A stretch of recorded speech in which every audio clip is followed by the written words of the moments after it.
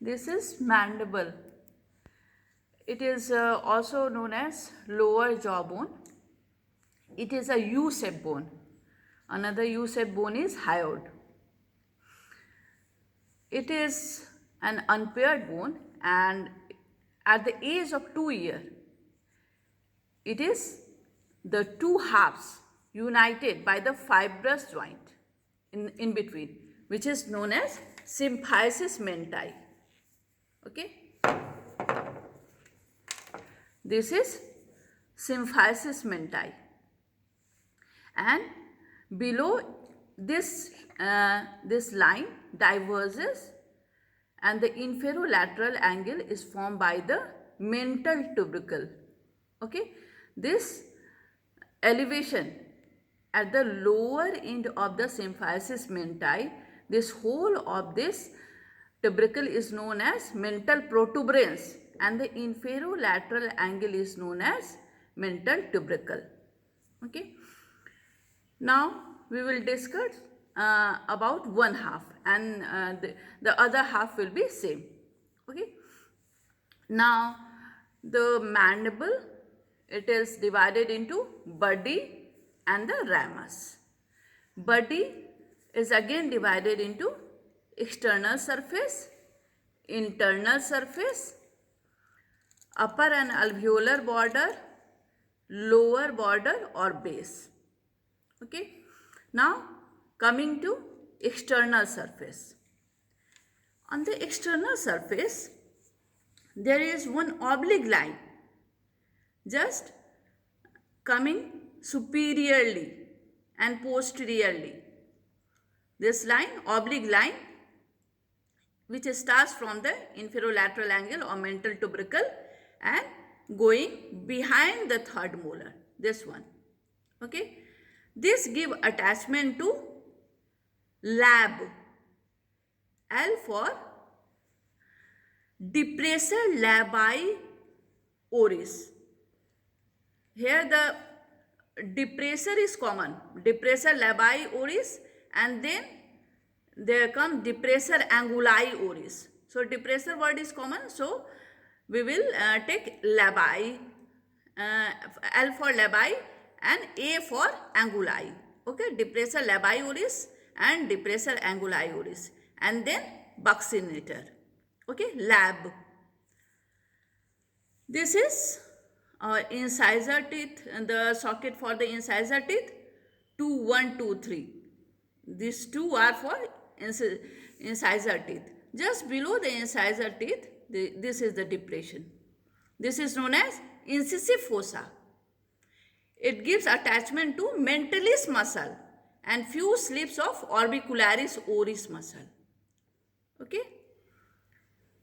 Now, in between the premolar, these two are for incisor, then canine, then first premolar, second premolar. In between the socket for the first and the second premolar, here is the mental foramen. This foramen is known as mental foramen, from where the mental nerve and vessels are coming out.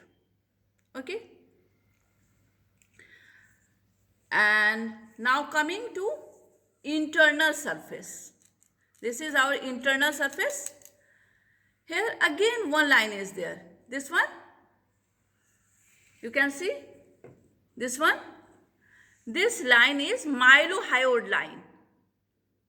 Mylohyoid line give attachment to, as its name itself says, the mylohyoid muscle. But in the posterior most part, there is attachment of superior constrictor, MSC. ठीक है, MSC कर लिया है तो lab खोल दिया, तो lab हो गया आगे. In front there is attachment of lab on the oblique line, and internally there is attachment of MSC. M for mylohyoid muscle and SC is superior constrictor. Okay. Now just this is mylohyoid line or mylohyoid groove. Just above, or you can say in the anatomical position, there is anterosuperior. Anterosuperiorly there is triangular depression. This lodges sublingual salivary gland. And posterior-inferiorly, here, posterior-inferiorly, again there is triangular depression. This lodges submandibular salivary gland. Okay. Now, there is two tubercle on the internal aspect. This is the symphysis menti. On here there is four tubercle, two upper, two genial upper tubercle and two lower genial tubercle. Upper two genial tubercle give attachment to genioglossus, as it is going to the tongue. Genioglossus, tongue is above, here lies tongue, so genioglossus. And below two genial tubercle give attachment to geniohyoid. Hyoid lies inferior to the mandible, so geniohyoid. Okay, geniohyoid muscle. Now coming to upper or alveolar border. Okay, this contains socket for the tooth, and tooth is articulating here by the gomphosis joint. Okay, gomphosis joint. And below this is lower border and also known as base. Externally there is attachment of platysma, and internally there is attachment of investing layer of deep cervical fossa.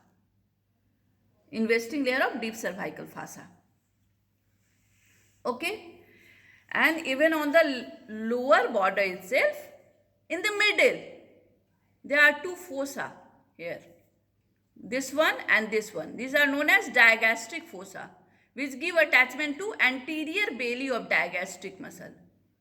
These two. Okay.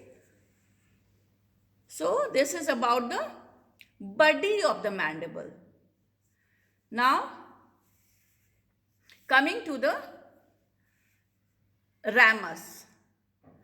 But one thing worth mentioning here, that they on the external surface there is attachment of lab.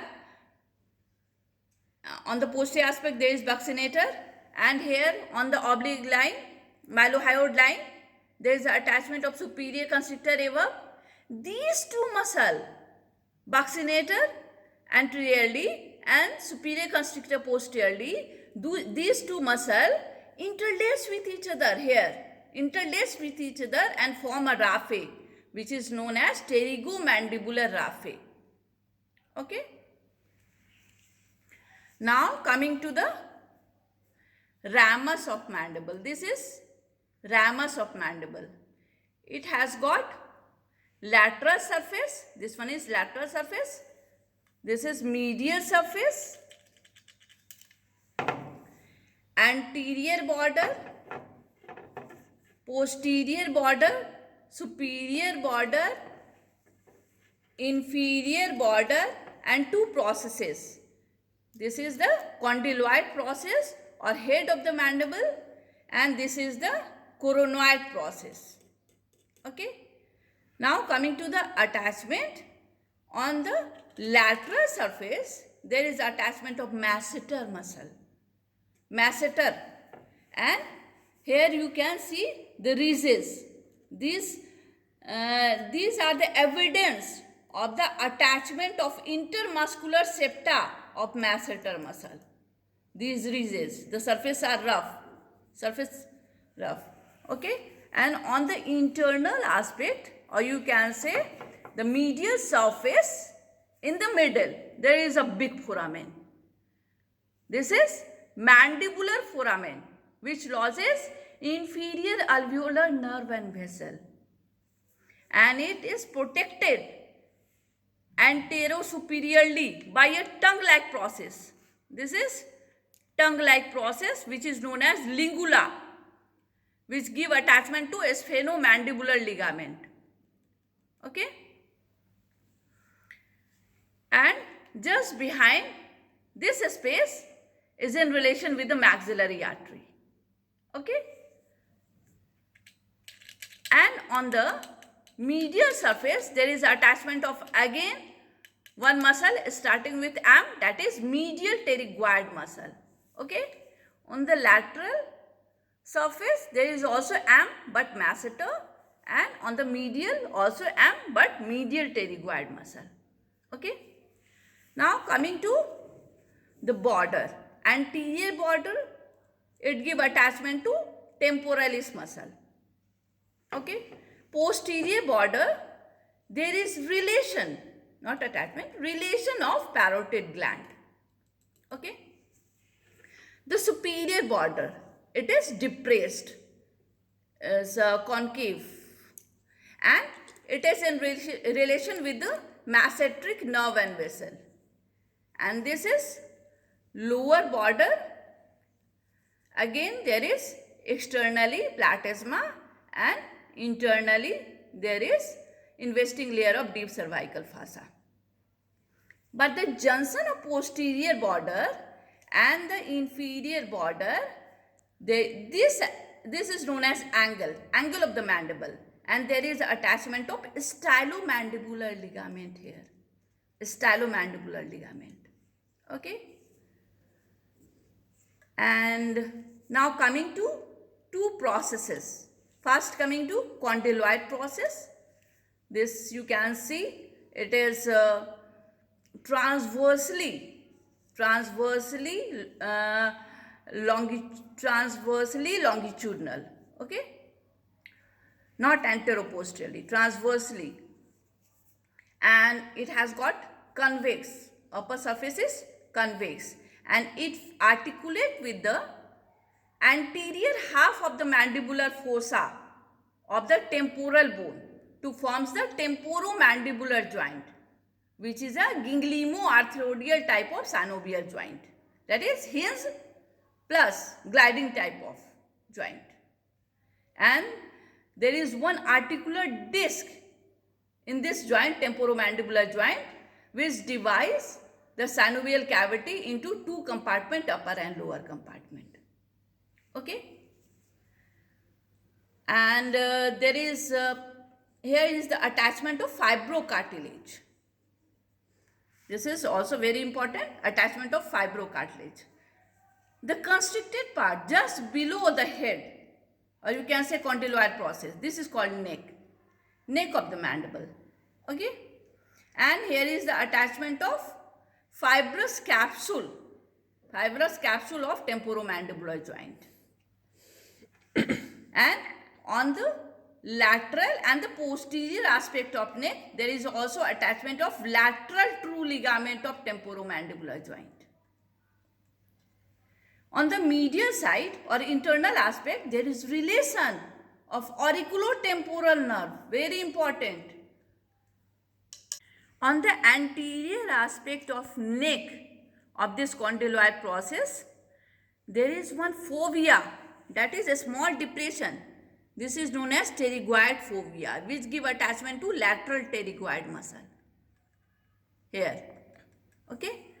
And this is condyloid process all over. The medial surface of condyloid process, the lateral surface, the medial surface, anterior border, posterior border, at the tip, all over there is attachment of temporalis muscle. Okay. So, and one thing worth mentioning here, that anteroinferior relation on the lateral surface of ramus, there is tortuous facial artery, facial vein, and marginal mandibular branch of the facial nerve. Here is the relation of this important structure. Okay. So, this is all about the mandible. Thank you.